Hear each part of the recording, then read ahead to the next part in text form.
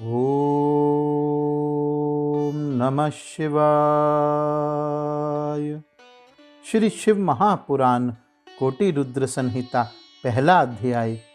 जो निर्विकार होते हुए भी अपनी माया से विराट विश्व का आकार धारण कर लेते हैं, स्वर्ग तथा अपवर्ग जिनके कृपा कटाक्ष के वैभव बताए जाते हैं, तथा योगी जन जिन्हें सदा अपने हृदय के भीतर आत्म ज्ञानानंद स्वरूप में देखते हैं, उन तेजोमय भगवान शंकर को, जिनका आधा शरीर शैलराज कुमारी पार्वती से सुशोभित है, निरंतर मेरा नमस्कार है। जिसकी कृपा पूर्ण चितवन बड़ी ही सुंदर है, जिसका मुखारविंद मंद मुस्कान की छटा से अत्यंत मनोहर दिखाई देता है, जो चंद्रमा की कला से परम उज्ज्वल हैं, जो तीनों भीषण तापों को शांत कर देने में समर्थ हैं, जिसका स्वरूप सचिन्मय एवं परमानंद स्वरूप से प्रकाशित होता है, तथा जो गिरिराज नंदिनी पार्वती के भुजपाश से अवस्थित हैं, वह शिव नामक कोई अवर्चनीय तेज पुंज सबका मंगल करें।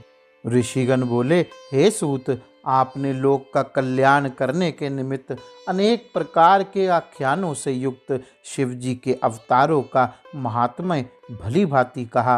अब हे तात, आप शिव जी के लिंग संबंधी महात्म्य का प्रेम पूर्वक वर्णन कीजिए। हे शिव भक्तों में श्रेष्ठ, आप धन्य हैं। हे प्रभु, आपके मुख कमल से शिव के अमृत रूप मनोहर यश को सुनते हुए हम लोग तृप्त नहीं हुए, अतः उसी को फिर से कहिए। इस पृथ्वी के सभी तीर्थों में जितने शुभ लिंग हैं, अथवा इस भूतल पर अन्यत्र भी जो प्रसिद्ध लिंग स्थित हैं, हे व्यास शिष्य, लोकहित की कामना से परमेश्वर शिव के उन सभी दिव्य लिंगों का वर्णन कीजिए। सूत जी बोले, हे ऋषिवरों, आप लोगों ने लोकहित की कामना से अच्छी बात पूछी है, अतः हे द्विजों, आप लोगों के स्नेह से मैं उन लिंगों का वर्णन करता हूँ। हे मुने, शिव जी के संपूर्ण लिंगों की कोई निश्चित संख्या नहीं है, क्योंकि यह समस्त पृथ्वी लिंगमय है और सारा जगत लिंगमय है। सभी तीर्थ लिंगमय हैं, सारा प्रपंच लिंग में ही प्रतिष्ठित है। यद्यपि उनकी कोई संख्या नहीं है, फिर भी मैं कुछ लिंगों का वर्णन कर रहा हूँ। इस जगत में जो कुछ भी दृश्य देखा जाता है, कहा जाता है और मन से स्मरण किया जाता है, वह सब शिव स्वरूप ही है। शिव के अतिरिक्त अन्य कुछ भी नहीं है। फिर भी हे श्रेष्ठ ऋषिगण, इस पृथ्वी पर जितने भी दिव्यलिंग हैं, जैसा कि मुझे ज्ञात है, उनको मैं बता रहा हूँ, आप लोग प्रेम पूर्वक सुनिए। पाताल में, स्वर्ग में एवं पृथ्वी पर सभी जगह शिवलिंग हैं, क्योंकि देवता, असुर एवं मनुष्य ये सभी शिवजी का पूजन करते हैं। हे महर्षियों, शिवजी ने लोकों के कल्याणार्थ ही लिंग रूप से देव, मनुष्य तथा दैत्यों के सहित इस समस्त त्रिलोकी को व्याप्त कर रखा है। वे महेश्वर लोकों के हित के लिए तीर्थ तीर्थ में तथा अन्य स्थलों में भी विविध लिंगों को धारण करते हैं। जिस जिस स्थान में जब जब शिवजी के भक्तों ने भक्ति पूर्वक उनका स्मरण किया है, उस समय उन उन स्थानों में प्रकट होकर भक्तजनों का कार्य करके वे वहाँ स्थित हो गए। उन्होंने लोकोपकारार्थ अपने लिंग को प्रकट किया। उस लिंग का पूजन करके मनुष्य सिद्धि को प्राप्त होता है। हे द्विजो, पृथ्वी पर जितने लिंग हैं, उनकी कोई गणना नहीं है, फिर भी मैं प्रधान लिंगों को कहता हूँ।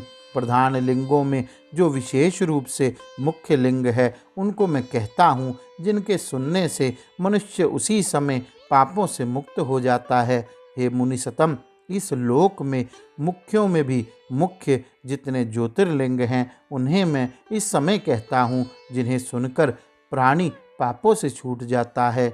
सौराष्ट्र में सोमनाथ, श्रीशैल पर मल्लिकार्जुन, उज्जैनी में महाकाल, ओंकार क्षेत्र में परमेश्वर, हिमालय पर केदार, डाकिनी में भीमशंकर, वाराणसी में विश्वेश्वर, गौतमी नदी के तट पर त्र्यंबकेश्वर, चिताभूमि में वैद्यनाथ, दारुक वन में नागेश, सेतुबंध में रामेश्वर तथा शिवालय में घुश्मेश्वर नामक ज्योतिर्लिंग है। जो प्रतिदिन प्रातः काल उठकर इन 12 नामों का पाठ करता है, उसके सभी प्रकार के पाप छूट जाते हैं और उसको संपूर्ण सिद्धियों का फल प्राप्त हो जाता है। हे मुनीश्वरों, उत्तम पुरुष जिस जिस मनोरथ की अपेक्षा करके इनका पाठ करेगा, वे उस मनोकामना को इस लोक में तथा परलोक में प्राप्त करेंगे। और जो शुद्ध अंतःकरण वाले पुरुष निष्काम भाव से इनका पाठ करेंगे, वह पुनः माता के गर्भ में निवास नहीं करेंगे।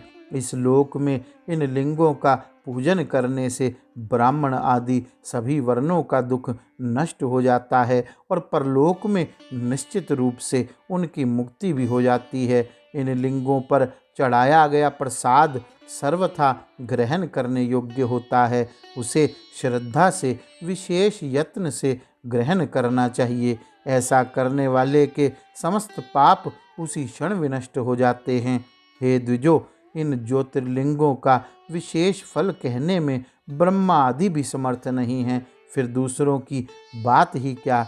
जिसने किसी एक लिंग का भी 6 मास तक यदि निरंतर पूजन कर लिया, उसे पुनर्जन्म का दुख नहीं उठाना पड़ता है।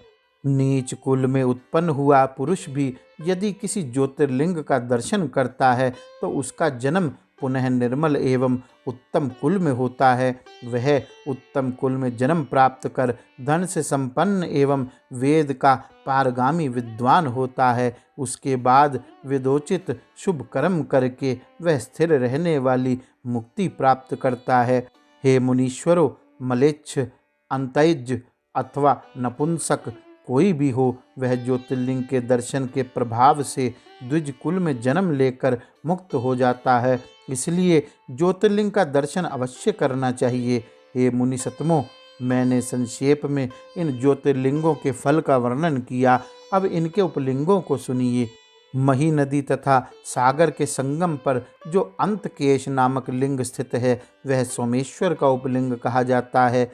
भृगु कच्छ में स्थित परम सुखदायक रुद्रेश्वर नामक लिंग ही मल्लिकार्जुन से प्रकट हुआ उपलिंग कहा गया है। नर्मदा के तट पर महाकाल से प्रकट हुआ दुग्धेश्वर नाम से प्रसिद्ध उपलिंग है, जो संपूर्ण पापों का विनाश करने वाला है। ओंकारेश्वर संबंधी उपलिंग कर्दमेश्वर नाम से प्रसिद्ध तथा बिंदु सरोवर के तट पर स्थित है और यह संपूर्ण कामनाओं का फल देने वाला है। यमुना के तट पर केदारेश्वर से उत्पन्न भूतेश्वर नामक उपलिंग स्थित है, जो दर्शन एवं पूजन करने वालों के लिए महापापनाशक कहा गया है। सह्य पर्वत पर स्थित भीमेश्वर नामक लिंग भीम शंकर का उपलिंग कहा गया है। वह प्रसिद्ध लिंग महान बल को बढ़ाने वाला है। विश्वेश्वर से उत्पन्न लिंग शरण्येश्वर नाम से प्रसिद्ध हुआ। त्र्यंबकेश्वर से सिद्धेश्वर लिंग प्रकट हुआ तथा वैद्यनाथ से वैजनाथ नामक लिंग का प्रगट्य हुआ। मल्लिका सरस्वती के तट पर स्थित एक अन्य भूतेश्वर नामक ही शिवलिंग नागेश्वर से उत्पन्न उपलिंग कहा गया है, जो दर्शन मात्र से पापहारी है। रामेश्वर से जो प्रकट हुआ वह गुप्तेश्वर और घुश्मेश्वर से जो प्रकट हुआ वह व्याघ्रेश्वर कहा गया है। हे ब्राह्मणों, इस प्रकार मैंने ज्योतिर्लिंगों तथा उनके उपलिंगों का वर्णन किया। ये दर्शन मात्र से पापों को दूर करने वाले तथा संपूर्ण मनोरथों को सिद्ध करने वाले हैं। हे ऋषि श्रेष्ठों, ये प्रधान लिंग तथा उनके उपलिंग मुख्य रूप से प्रसिद्ध हैं। अब अन्य प्रसिद्ध लिंगों को भी सुनिए। इस प्रकार श्री शिव महापुराण के अंतर्गत चतुर्थ कोटि रुद्र संहिता में ज्योतिर्लिंग और उनके उपलिंगों का महात्म्य वर्णन नामक पहला अध्याय पूर्ण हुआ।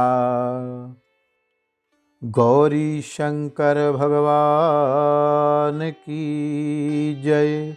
ओम नमः शिवाय।